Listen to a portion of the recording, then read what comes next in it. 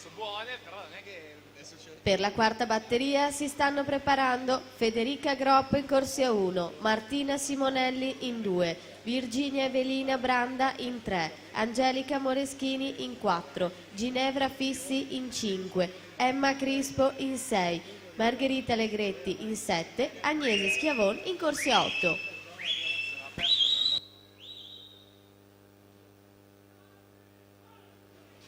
In acqua terza batteria, prima delle 3 teste di serie dei 100 farfalla ragazze, con Anna Pontarollo in corsia 4, accreditata del terzo miglior tempo di iscrizione, 1.7.34.